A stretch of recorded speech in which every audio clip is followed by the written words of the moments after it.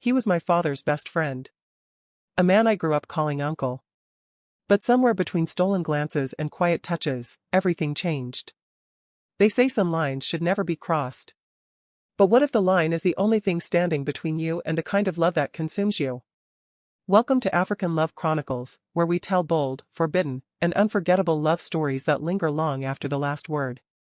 Don't forget to hit that subscribe button and turn on notifications, because this story will leave you breathless. I hadn't been home in 5 years. The moment I stepped into the Lecky mansion, the cool scent of lemongrass and money wrapped itself around me like an old but unfamiliar coat. The air was cold, heavy with the weight of memories and expectations. I shouldn't have returned. But after the heartbreak, the betrayal, and the humiliation that came with catching my ex in bed with my best friend, I had nowhere else to go. I dropped my duffel bag by the hallway and looked around. The place hadn't changed much. Gleaming white marble, heavy wooden doors, gold accents that tried too hard to be subtle.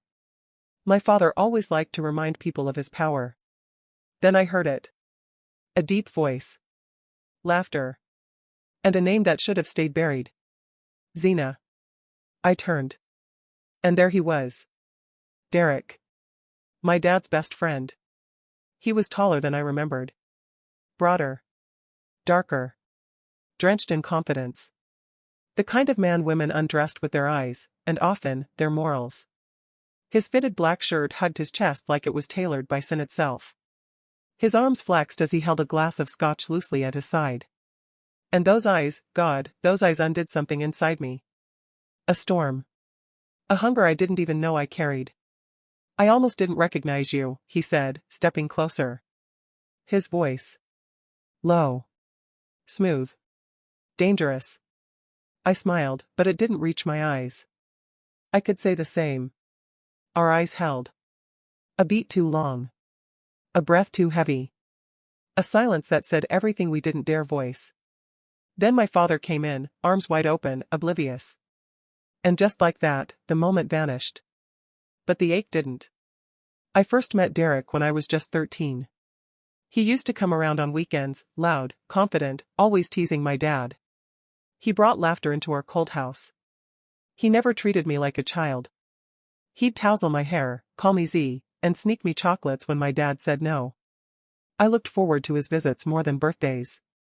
When I turned 16, something shifted in me. I started noticing things I never had before, like how Derek's voice dropped when he spoke, or how his shirts clung to his broad shoulders. How he smelled like musk and cedar and late-night sin. I didn't understand what I felt then.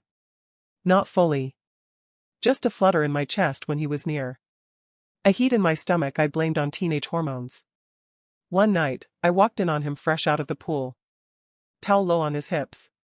Water running down his abs. He looked at me, surprised, and quickly turned away.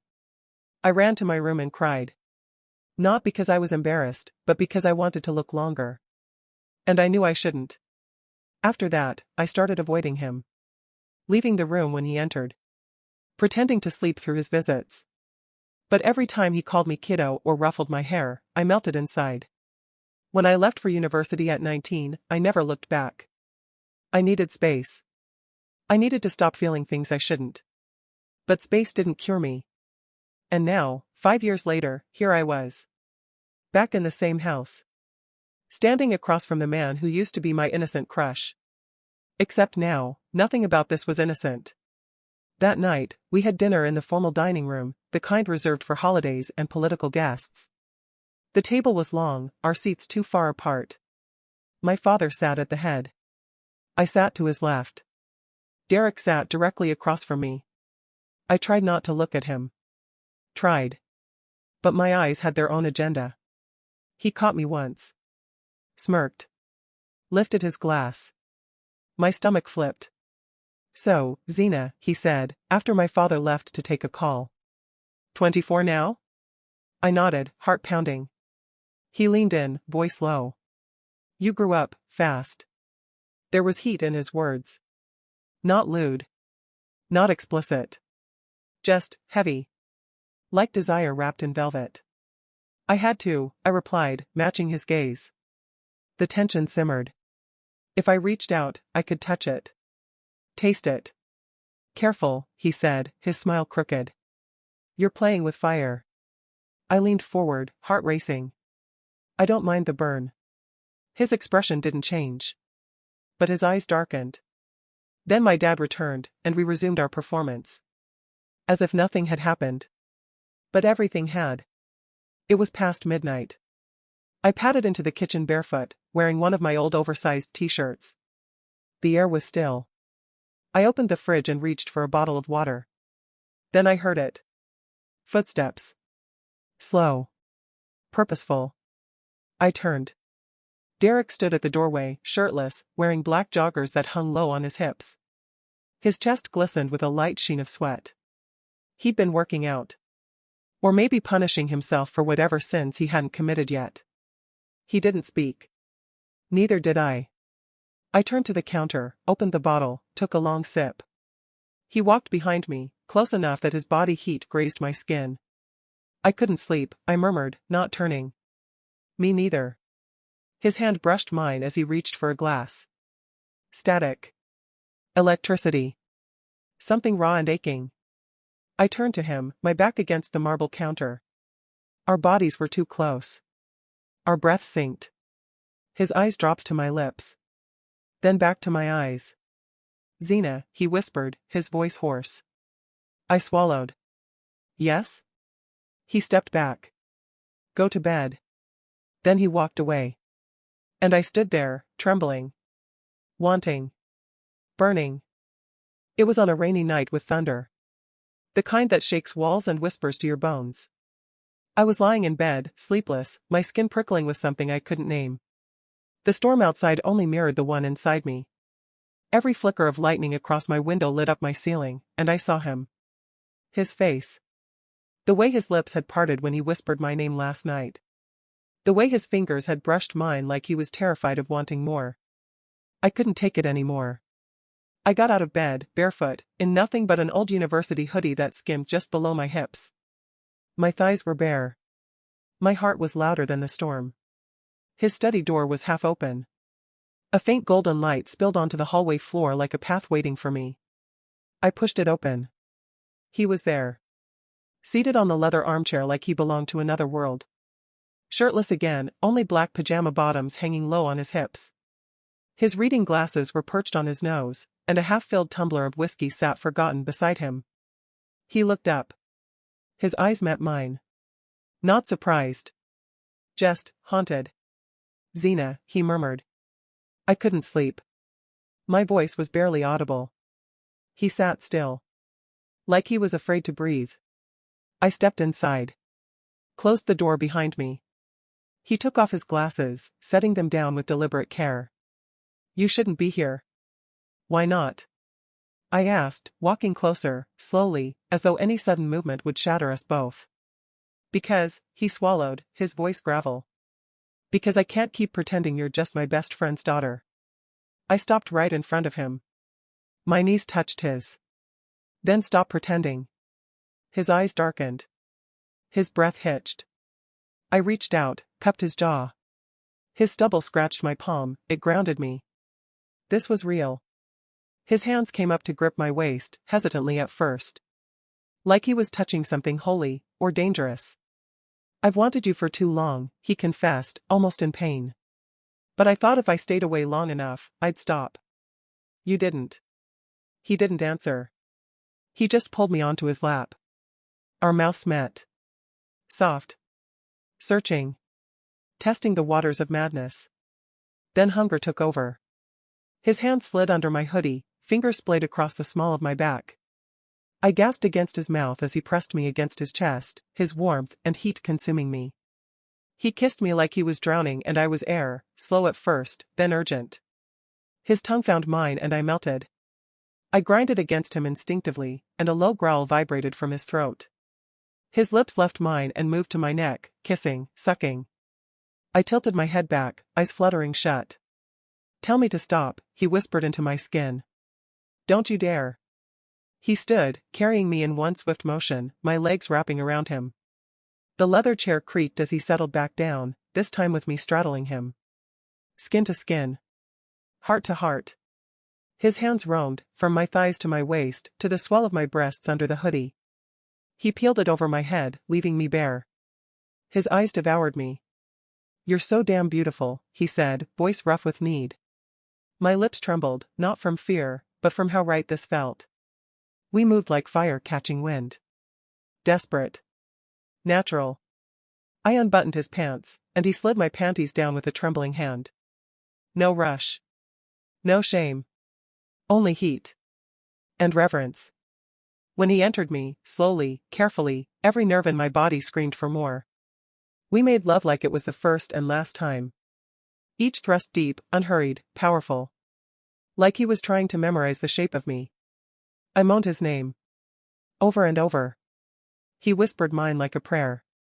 We came undone together, bodies shaking, hands gripping, lips locked. And afterward, we didn't speak. We just stayed wrapped in each other, the storm outside fading, as the one between us finally found release. The first thing I felt was the heat of his chest against my back. The second was the silence. I lay still, afraid that if I moved, the moment would vanish like a dream. His arm was draped across my waist, heavy and warm, his breath slow against the curve of my neck. It wasn't a dream. He was real. Last night was real. And the world would never be the same. I shifted slightly. His arm tightened. "Don't move," he whispered, voice low and thick with sleep. My lips curled. "Are you going to pretend it didn't happen?" He exhaled, his face pressing deeper into my hair. "No. God, no. I couldn't if I tried." We lay there for a while, tangled in silence, in sheets that smelled of sweat and whiskey and something even more intoxicating, us. He sat up eventually, pulling on his pants. I watched him, the way his muscles flexed as he stretched, the faint trail of scratches my nails had left across his back. I should have felt ashamed. I didn't. He turned, eyes finding mine. "Zena, last night," he hesitated. "Don't you dare call it a mistake," I warned softly. He gave a crooked, tired smile. "It wasn't. Not even close." I sat up too, the sheet falling from my chest. His eyes darkened, like seeing me bare again was enough to wreck his resolve. "But it complicates everything," he added. I nodded slowly. "Yeah. But I'm not sorry." He crossed to me in 2 strides, kissed me, slow, deep, like it was the only truth he had left. "I'll make us coffee," he whispered against my lips. And just like that, he walked out, leaving me warm, raw, and wide awake in more ways than one. The morning was here. But the night still lived under my skin. Derek didn't speak much the rest of the day. He cooked breakfast like nothing happened, flipping plantain and eggs with all the ease of a man avoiding himself. I tried not to stare at the way his muscles flexed under his white shirt, freshly showered and clean-shaven like last night hadn't happened. Like I hadn't screamed his name just hours ago. But I saw the crack in his mask. Every time our fingers brushed. Every time our eyes locked too long. Every time I bit my lip and watched his jaw tighten. After breakfast, my father returned from his early golf round. And suddenly, we were actors. "Zena, how was your night?" he asked, tossing his golf glove onto the counter. I glanced at Derek, who sipped his coffee with practiced calm. "Restful," I lied. He chuckled. "Finally settling back in, eh?" Derek said nothing. Just nodded, but I could feel his energy shift. Later that afternoon, I was walking down the hallway when a hand yanked me into the linen closet. "Derek." I whispered, startled. Shoo, his palm covered my mouth, his other hand gripping the back of my neck. His eyes were wild. Frantic. "I can't go a whole day pretending nothing happened," he breathed. I stared at him, heart racing. My back was pressed against stacks of folded sheets, his body caging mine. "Then don't," I whispered, licking my lips. His mouth found mine instantly, hot and desperate. His hands roamed beneath my sundress, gripping my thighs, lifting me until my legs wrapped around his waist. It was reckless. It was dangerous. It was perfect. He didn't take me then, not fully. But his fingers made me cry out against his mouth, my thighs trembling around him. He held me as I came undone, forehead pressed to mine, whispering, "I'm losing my mind over you." Then, just as fast, he set me down, smoothed my dress, and slipped out of the closet like nothing had happened. I stood there panting, ruined, wanting more. This wasn't just lust anymore. It was obsession. And we were falling fast. The next morning came too fast. My body was still humming from yesterday's stolen moment in the linen closet. I could still feel his fingers, the heat of his breath against my ear, the whispered promise of something neither of us could stop anymore. But the world outside our bubble had teeth. And it was already beginning to bite. Over breakfast, my father mentioned something casually that made my blood run cold. "We're having guests tonight. Some of my old partners, and their kids. You remember Toby and Miriam?" he said, sipping his orange juice. "You used to play with them when you were little." Derek stiffened beside me. My fork froze halfway to my mouth. I forced a smile. "Yeah, I remember. Toby had been harmless. Miriam, not so much. She used to follow Derek around when she thought no one was watching, her teenage crush obvious. Now, she was 27, model thin, and still single. I hadn't seen her in years." I glanced at Derek. His expression gave away nothing, but his hand gripped his coffee mug too tightly. That night, the house transformed into a maze of wine glasses, low jazz, and too many colognes. I wore a sleek, dark green satin dress that clung to every curve and showed just enough cleavage to be noticed but not questioned. Derek didn't look at me once during the introductions. But when I laughed at one of Toby's dry jokes and touched his arm, I saw it. The flicker in Derek's eyes from across the room. Possessive. Dangerous. Later, when I escaped to the hallway to breathe, he found me. Closed the distance like a man on the edge. "Don't flirt with him," he said, voice low. I raised a brow. "Who?" "You know who." I was being polite. His hand slammed against the wall behind me. I gasped. "You think this is a game?" he growled. My breath hitched. His face was inches from mine. Every part of my body woke up at the sound of that voice, rough, angry, craving. "You're the one who walked away like nothing happened," I shot back. "I had to. Your father was in the next room. We're already playing with fire, Xena." I stepped closer until our chests brushed. "Then let it burn." His mouth crashed onto mine. There, in the shadow of the hallway where voices drifted from the parlor, he kissed me like he needed it to breathe. Like the lie we'd built around us was cracking wide open. His hand slipped beneath my dress, gripping my waist, pulling me against him. I moaned into his mouth, my fingers tangling in his shirt. But then we heard it, footsteps. Voices. We tore apart just in time. Miriam turned the corner. "There you are," she said, looking at me, then Derek. "Your dad's asking for you." I nodded quickly. "Coming." She lingered a second too long before walking away. My heart pounded. My lips still swollen. Derek stepped back, jaw clenched. "I need to go," he muttered. And just like that, the hallway was empty again. But the lie had been planted. We were pretending. And soon, someone would notice we were too good at it. The house had quieted down. The clink of glasses, the low hum of jazz, the laughter, all had dissolved into a lingering silence. I should have gone to bed. Should have washed off my makeup, tucked my body under the covers, and pretended tonight had been normal. But I couldn't. I wandered instead. Barefoot, still in that green dress, fingers tracing the ridges in the hallway wall like they might tether me to something real.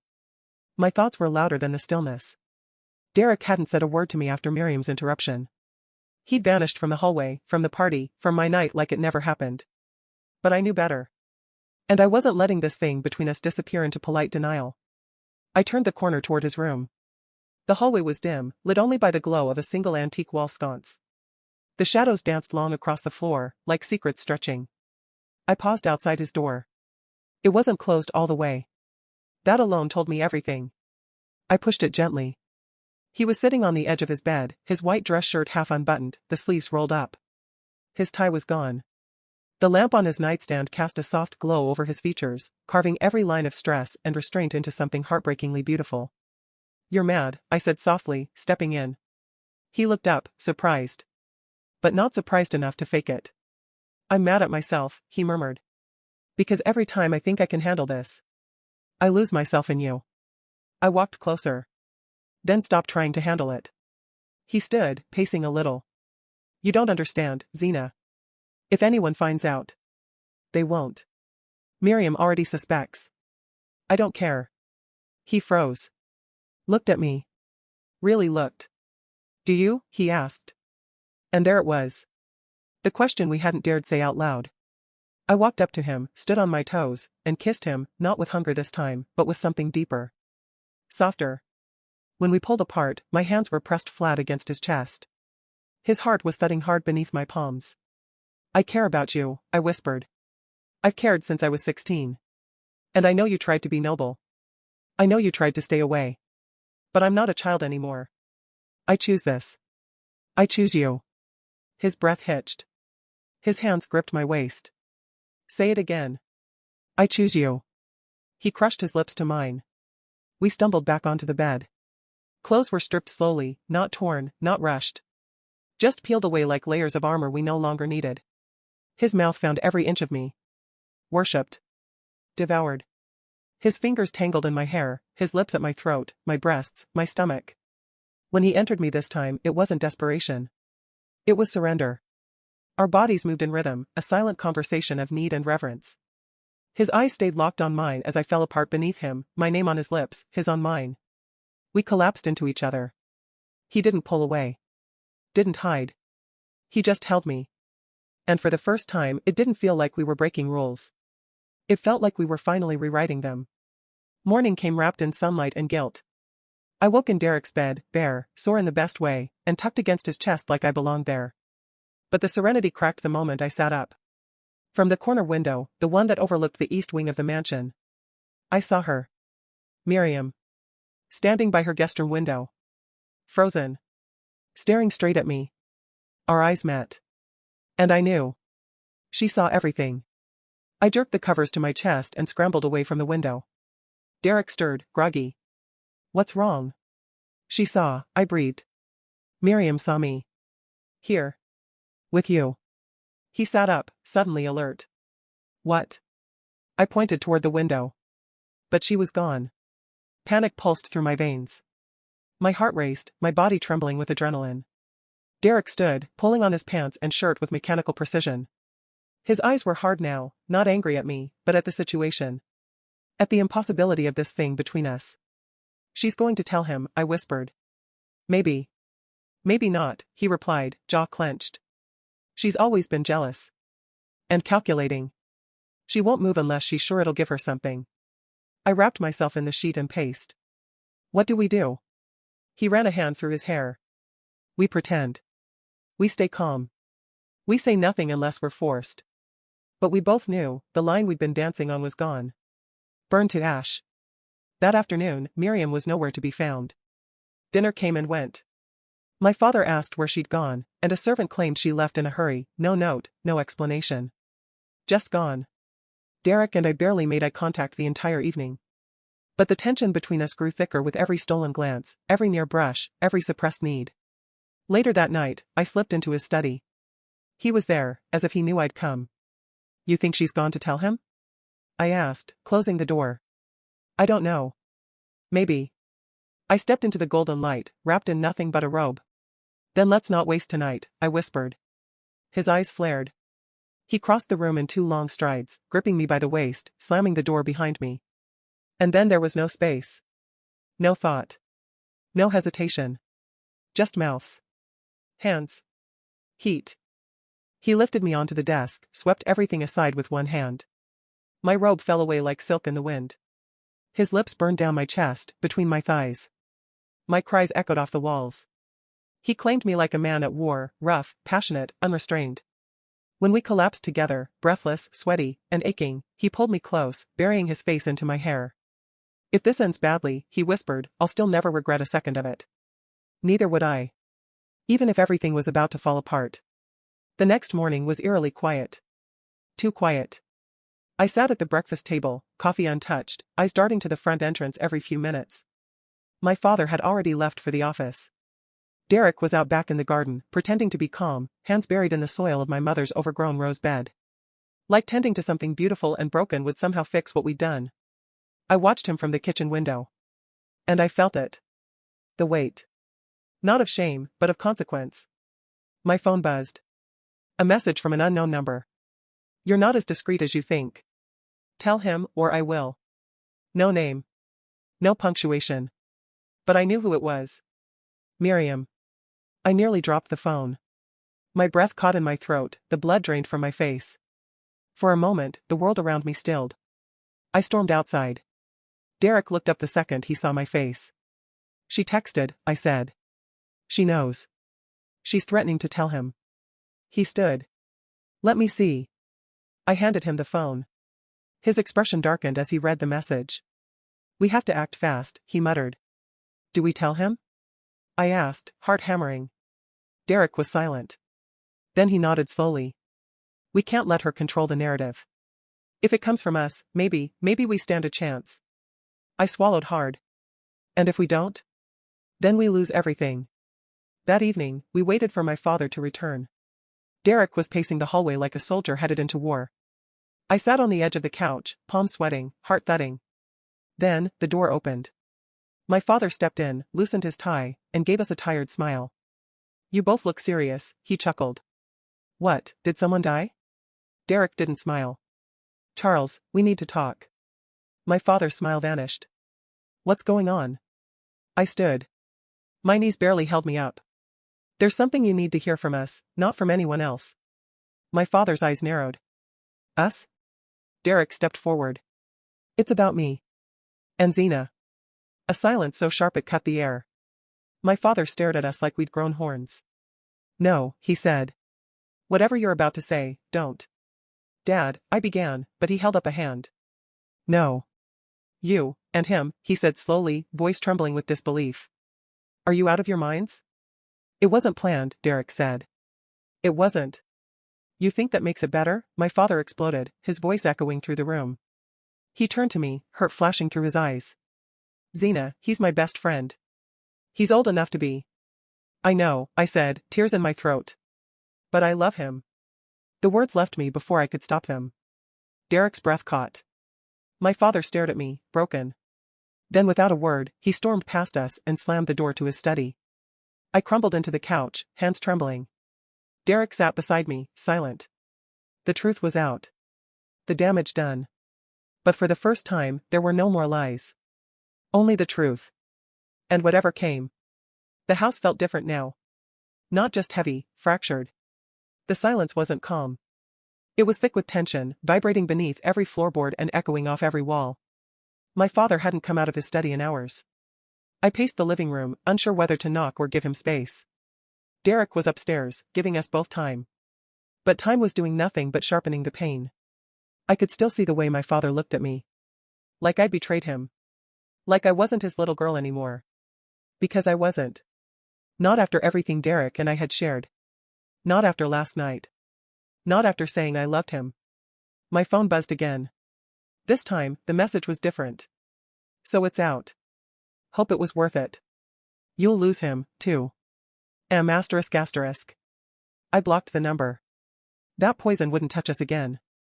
When I finally built up the nerve, I walked to the study and knocked. Silence. Dad, I said gently. Please let me in. I heard movement. Then the door clicked open. He stood there, not angry. Just exhausted. His eyes were red. His shoulders slumped like he was holding up the weight of everything, me, Derek, the years of friendship and the betrayal tangled in it. Come in, he said. I stepped inside. He walked to the leather chair and sat. I stood in front of his desk, heart hammering. I don't want to hurt you, I said quietly. He looked at me. Really looked. Then why did you? I didn't mean for it to happen. I tried to ignore it. We both did. He leaned forward. Did he pressure you? No. Never. He pulled away every time I got too close. I'm the one who. He raised a hand, stopping me. I don't want to hear the details, he said, voice cracking. I need you to know this wasn't a fling. It's real. I love him. He stared at me for a long time. Then sighed. I trusted him with my life. With you. That's what hurts the most. I know. He's not your age. He's not who I imagined for you. I didn't imagine it either, I whispered. He stood slowly, walking to the window. I can't stop you, he said at last. But I need time. To process. To forgive. Both of you. Tears flooded my eyes. That's fair. He turned, his face soft now. Just promise me something. Anything. Don't let him hurt you. If he does, I'll never forgive either of you. I smiled through the tears. He won't. Upstairs, I opened Derek's door. He was pacing. You told him? He asked. I nodded. He needs time. But, he didn't shut the door. Derek walked to me, pulled me into his arms. I don't deserve that kind of mercy. You deserve love, I said. We both do. His mouth met mine, slow and deep. But this time, it wasn't forbidden. It was healing. We moved to the bed. Undressed each other with reverence. His fingers mapped every inch of me like he was learning me anew. His lips whispered promises down my spine. Our bodies came together not in desperation, but in quiet celebration of survival. Of honesty. Of us. When we lay tangled in the sheets, I traced circles on his chest. What now? He asked. I looked up. Now we rebuild. The weekend brought a strange calm. It was the kind of quiet that followed a storm. Everything looked untouched on the surface, but you could still smell the rain, feel the wind just under your skin. My father stayed out of the house most of the time. Golf, meetings, anything to keep him away. He didn't speak to Derek, and Derek respected the distance. But I noticed the way they both paused when passing each other, that subtle clench in their jaws, the flicker of memory in their eyes. Derek had been like a brother to him once. Now he was the man sleeping with his daughter. And neither of them knew what to do with that. I stayed close to Derek. We didn't flaunt it. We couldn't. But in the quiet corners of the house, we found each other again and again. His touches were more tender now. His kisses deeper. Less wild, more sure. Like the weight of loving me in the open had changed him. But love, I was learning, was never just about two people. It was about the fire it left behind, in family, in friendships, in all the places it burned through expectations. Sunday lunch came with tension. My father was already seated at the head of the table when we arrived. Derek sat beside me. The silence was thick. I passed my father the rice bowl. Our fingers brushed. He didn't flinch. Small progress. We ate in silence, until he finally cleared his throat. You two have thought about what this means? He asked, eyes on his plate. Yes, Derek said. Every day. And you're serious? Yes, I said, holding Derek's hand under the table. My father nodded slowly. Then I have nothing else to say. Except one thing. We waited.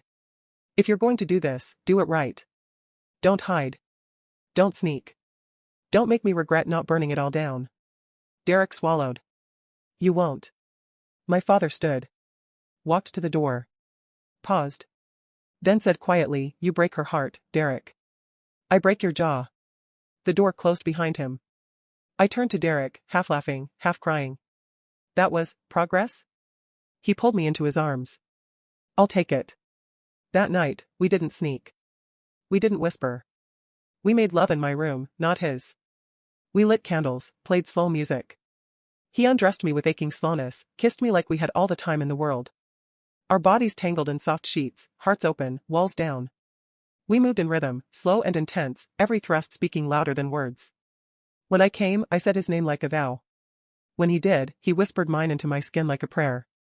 We slept curled in each other's arms, the candlelight flickering across the ceiling. There was no fear now. Only the future. And it had never looked so bright.